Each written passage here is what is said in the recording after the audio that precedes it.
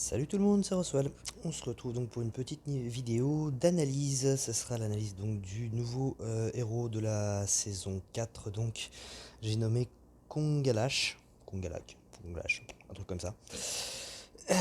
Donc ce héros c'est un héros vert, 5 étoiles bien entendu, de classe combattant, donc avec des chances de revivre, c'est toujours très sympa, c'est une très bonne classe.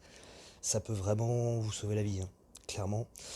La famille, donc toujours la famille du souterrain, un certain pourcentage de chances d'invoquer des gemmes du souterrain, donc sur le même principe que ce que vous rencontrez pendant la saison 4, hein, des gemmes qui vont taper sur vos héros. Ou sur les héros adverses. Ça a l'air tout bête, mais mine de rien, j'ai déjà gagné des combats grâce à ça en fait. C'est pas grand chose, hein, mais ça grignote, ça grignote, ça grignote quoi. Au niveau du passif réduction des dégâts des compétences spéciales, les dégâts subis sont réduits de moins 20% lors des 3 premières fois que le héros subit des dégâts de compétences spéciales. C'est assez fort. C'est une des compétences passives que j'aime le plus, hein, dans cette saison. Euh, vous prenez les dégâts d'un sniper, moins 20% c'est pas rien. C'est pas rien, quand vous prenez théoriquement 400-450% de dégâts, réduire de 20%, c'est pas rien quoi. Au niveau de ses stats, on est à 791 d'attaque, ce qui est plutôt pas mal, 782 de défense, une moyenne pas mauvaise, 1390 de PV, c'est une moyenne assez basse sur ce qui se fait aujourd'hui. Et on va le voir, c'est le reproche que je ferai à ce héros. Donc vitesse de mana lente, ça va avec. D'entrée de jeu, avant même d'aller voir la CS, je ferai la comparaison avec ce que j'ai dit sur Viscaro. C'est-à-dire que c'est un héros lent qui doit prendre des tuiles. Or, je trouve qu'il a un stack de PV et une stat défensive qui sont pas très en adéquation, je trouve, avec la vitesse de mana. C'est le défaut. Il y a quand même de fortes chances qu'il meure avant de déclencher, ce qui pour moi d'entrée de jeu n'en fait pas un héros de défense. Euh, si... En attaque, par contre, ça sera autre chose. Mais en défense, voilà, c'est pas le premier héros qui me viendrait parce que justement, il est lent et il a des stats qui sont un petit peu faibles pour un héros lent au niveau défense et PV.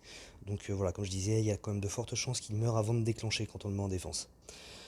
Au niveau de sa CS, donc inflige 310% de dégâts à 5 ennemis aléatoires et un cumul maximum 10. Chaque coup confère moins 9% d'attaque à sa cible.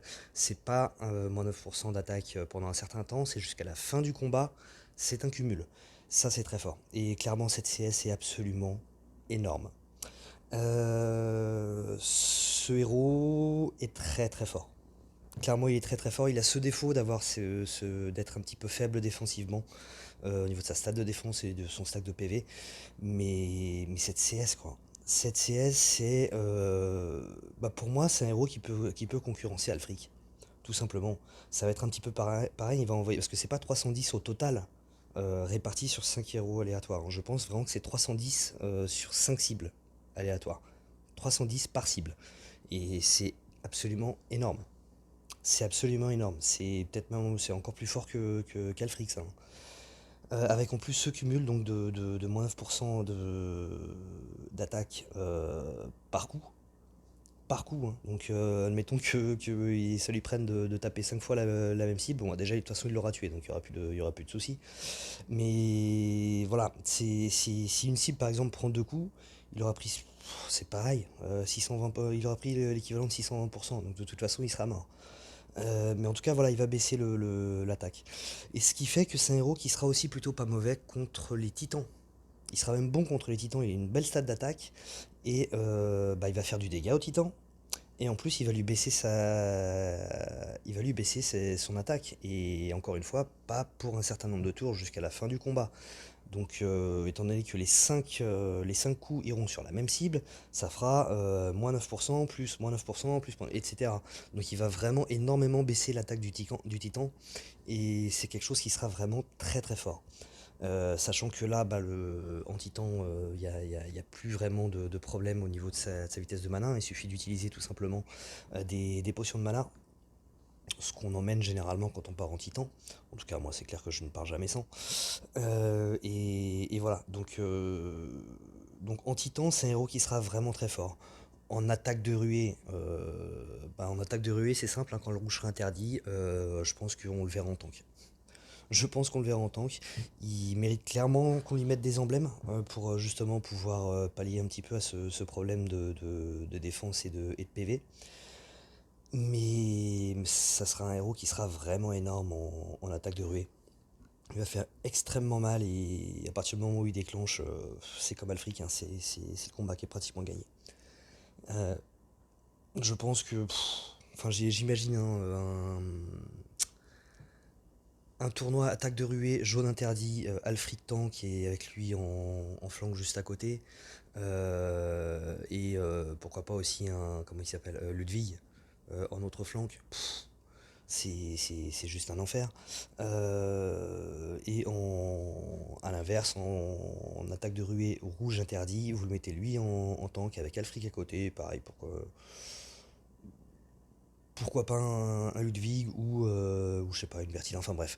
Ça sera, je pense, un héros qu'on verra énormément en attaque de ruée pendant les tournois, il sera en tank, quoi. Pareil en guerre, clairement. Je l'ai eu. Je l'ai eu, j'ai fait une petite invocation tout à l'heure, je l'ai eu assez rapidement en plus, je suis assez content. C'était pas lui que je visais, hein, comme d'habitude, c'était le rouge, c'était Octros que je voulais, je n'ai toujours pas eu Octros. C'est pas grave, je me contenterai de Kongalak. J'étais parti pour monter Zog, finalement ce sera Kongalak le prochain verre que je vais monter. Et clairement, il prendra la place de Cadillac en GDA ruée, puisqu'on entend que vert.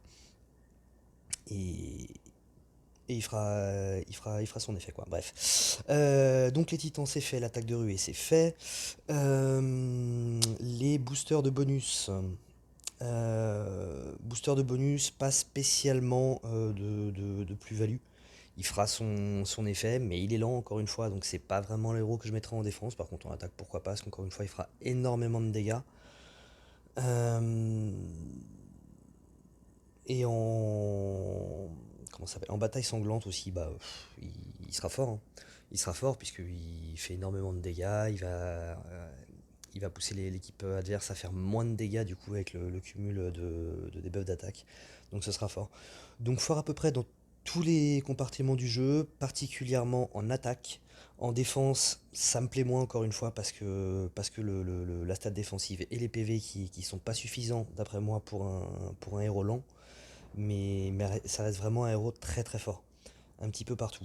Je pense qu'on va le voir un petit peu apparaître dans les défenses du top 100 pendant quelques temps, parce qu'à mon avis, les gens vont vouloir le tester.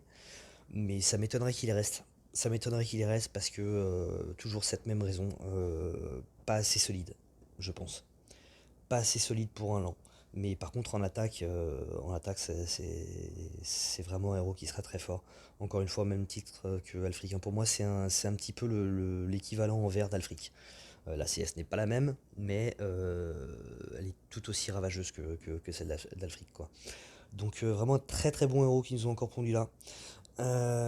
Encore une fois, vraiment, j'insiste là-dessus, mais je trouve ces stats de défense et PV pas assez forts pour un héros lent.